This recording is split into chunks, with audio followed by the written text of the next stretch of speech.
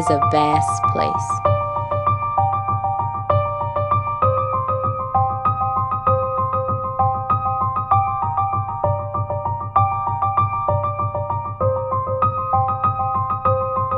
Teeming with life and filled with majestic beauty.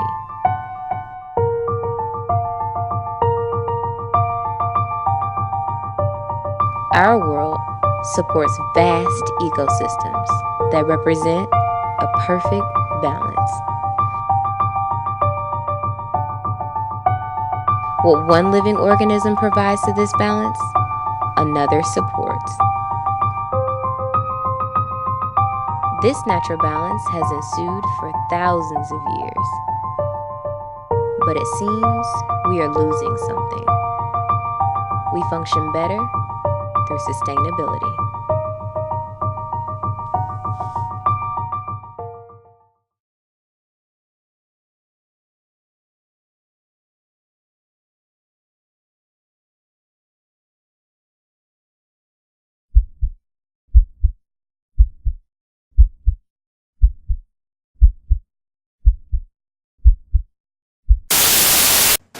It's expected veterans to fight on the battlefield, but it's not expected for them to fight finding a place to live. They are often forgotten. I'm at a homeless camp along the Santa Cruz River, just one of a number of camps just like this all up and down the river. And today, dozens of volunteers fanned out to count all of the people here, trying to determine just how many homeless people there are.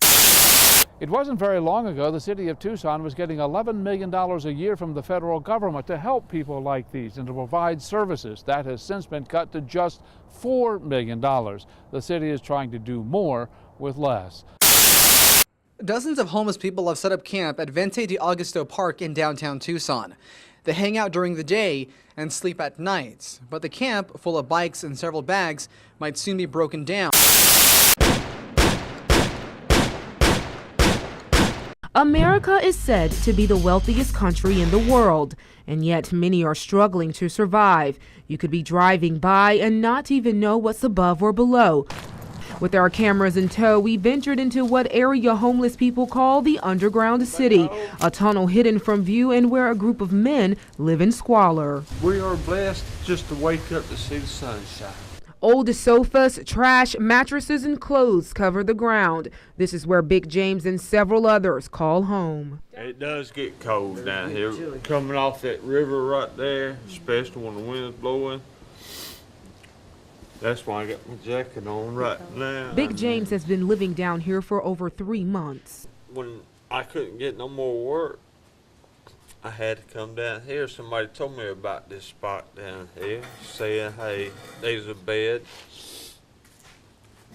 that you can go sleep on. He says he lost his job working in construction because of a medical condition. I got a seizure disorder. I have seizures. Now he says he does whatever it takes to survive. Local officials say it's hard to get an accurate head count of those living on the streets. They estimate it's around 200 people considered in what they call chronically homeless. I think the big issue is the lack of affordable housing. There's nowhere in the 50 states that you can work a full-time minimum wage job and afford fair market rent. So you can be a really hardworking person and just not have enough income to pay your bills on a regular basis. Homelessness can happen to anybody.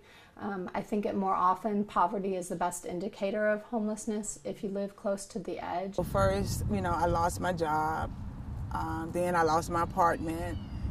And it just spiraled downhill. Don't lose hope. Don't lose hope. And stay strong, keep your health. Have faith. Our Father, who art in heaven, hallowed be thy name. Thy kingdom come, thy will be done on earth as it is in heaven. Give us this day our daily bread, and forgive us of our trespasses, Lord, as we forgive those who have trespassed against us. And lead us not into temptation, God, but deliver us from evil. For thine is the kingdom, the power, and the glory forever. Amen.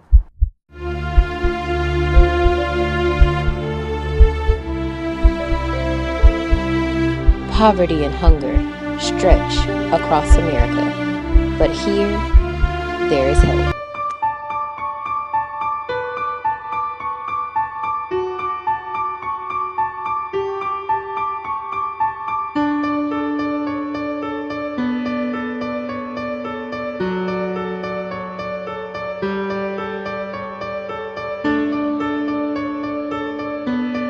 we're doing today signifies the need for people that are hungry, the working poor, people that are going through some rough times, and just being able to serve them on today. Well, it's all about what Feed the Hungry is about. Several organizations, several churches, several agencies have come together. Right now, people are struggling on how am I going to make it from not just paycheck to paycheck.